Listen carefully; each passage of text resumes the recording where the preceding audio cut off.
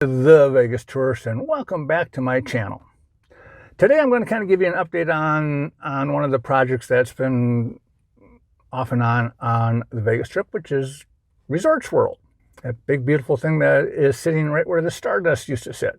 In 2013, the Genting Group, who owns that site now, said, you know, kind of a Chinese dedicated thing, because China is a huge market for us. So it was going to have a panda exhibit. China was actually going to loan them a couple of pandas, going to have the flowers and, you know, all the exotic flowers, and they'd open it up about 2016. Well, as we know, that didn't happen. Yeah, the world economy had other ideas on that. Well, come to find out, the Genting Group also had different plans as well for their little project. They just didn't tell us about it until they started to build it. Today, it looks like everything is 2 thumbs up, ready to go for probably about a middle 2021 opening, if Vegas is open by then. That's probably about the only thing that's really the unknown, is whether or not we're going to be open. But they're on, you know, everything points to a big grand opening in about 6 months, which is really cool. The ironic thing is that it really doesn't look like what it was supposed to look like, or what we were told it was going to look like. The Asian theme is gone, the pandas are gone, the flower gardens are gone, and it actually looks like similar to the Wynn and the Encore. Yeah. Steve Wynn noticed that and sued them for it, because the design of the Wynn and the Encore are actually trademarked. In total, this is a $4 billion, 57 stories, 3,500 hotel rooms and suites. The interesting thing is this is going to be a high-tech Hilton branded hotel. Actually, there's going to be 3 Hilton brands here. And this is really the first time in decades that we've actually had a Hilton branded hotel on Las Vegas Boulevard, on the Las Vegas Strip. Being that there's going to be 3 Hiltons in these 2 towers, each of them are going to have their own entrance. The first tower, the one on the left, that's the one with the video screen on it, that one is going to be the actual Hilton Resort. It's going to have 1,774 rooms, and it will be the largest of the 3 brands. Being that it's going to be your normal Hilton hotel, if it was to be open today, you'd be looking at room rates right around $175 to $200 a night, plus, of course, resort fees. The second Hilton brand is the Conrad. This brand will occupy the majority of the second tower, the one on the right. This is going to have 1,496 rooms and suites. This is going to be an example of what marketing people like to call a lifestyle brand, where it's more about the service and the atmosphere than anything else.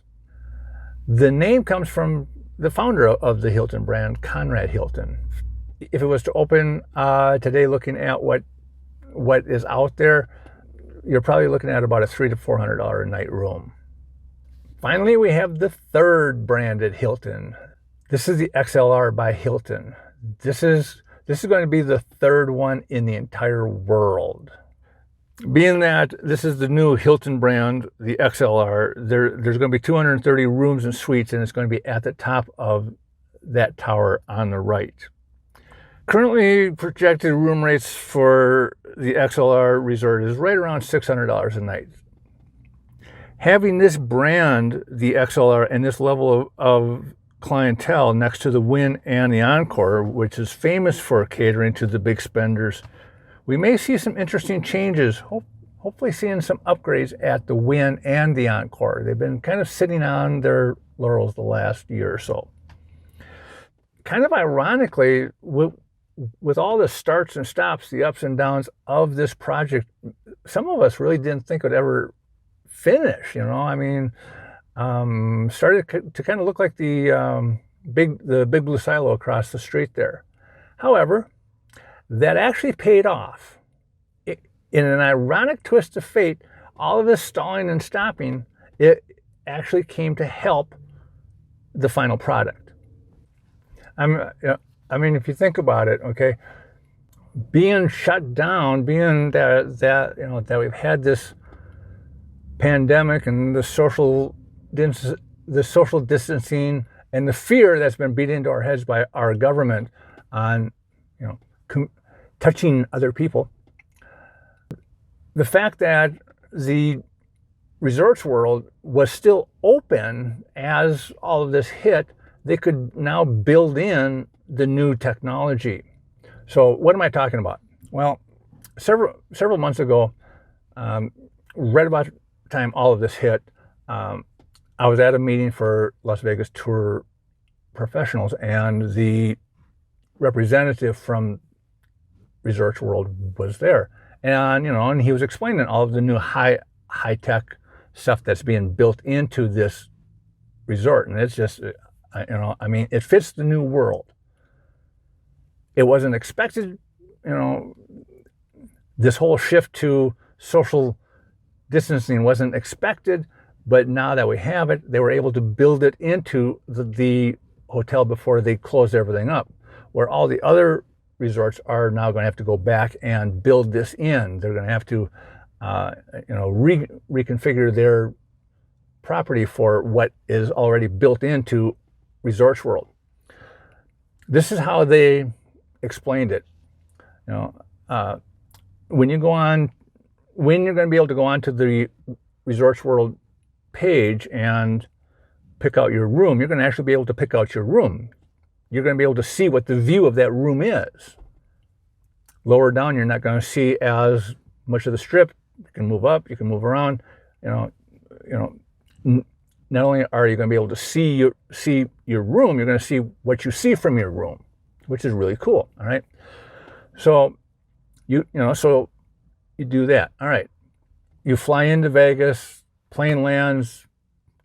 You send a text to Resorts World, and everything else will kick in. All right. So you grab your bags, you get your Uber, you get your Lyft, you go to Resorts World, and you just wave your smartphone in front of a kiosk, and it says, "Hey, welcome, Mr. Anthony. Welcome to Resorts World. Room 2565 is all ready for you.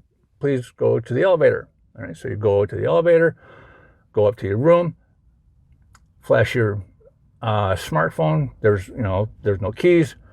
The door unlocks. Everything operates off of that. You don't, there's no checking in. There's no going up to the counter. There's, unless you actually want it, there's no social interaction from the airport to your hotel room. Even after that, there really isn't. From your smartphone, you're going to be able to look at your restaurant options and go, okay, I want to eat at this restaurant, and I want to have this for dinner, and I'm going to have a 6:30 reservation. So when you arrive at 6:30, everything's ready for you. You walk up to the counter, you wave your thing, it pops up, it tells the maitre d', table 47, this is their meal, boom, there it is. Conference room, meeting rooms, the exact same thing. They're going to have meeting rooms for one person where you're going to go into this electronically enabled cubicle and have satellite video with your boss over in Hawaii or whatever. Okay, you're going to be able to do product demonstrations and not have anybody in that room but you, and it goes on from there. You're going to have the larger conference rooms that are going to be satellite linked. You're going to have the event center that is going to be Wi-Fi throughout. It's just your smartphone is going to be your connection to everything as you walk through, from the showrooms to the restaurants to the stores to your hotel room, everything. You really won't have a need to interact with anybody unless you really want to. But yet you're going to be able to have fun because this is what Vegas does. So the infrastructure for all of this technology was able to be built into the building before they closed it up because of all of these delays this project has had, which I find really fascinating. Okay, I'm just into the whole gadgety geek thing. Okay, when this opens up in 2021, if Vegas opens up and this opens up, this is going to do to Vegas what Steve Wynn did when he opened the Mirage. The Mirage was the first mega resort. It's the first time somebody built something with 2,000 rooms in Las Vegas, and they had this showroom, and they had the volcano, and they had all this new stuff that Vegas had never seen before, that everyone said would cause Steve Wynn to fail. It did not. All of this new stuff attracted new people to Vegas, and after the Mirage opened, the Mirage became what everyone wanted to become.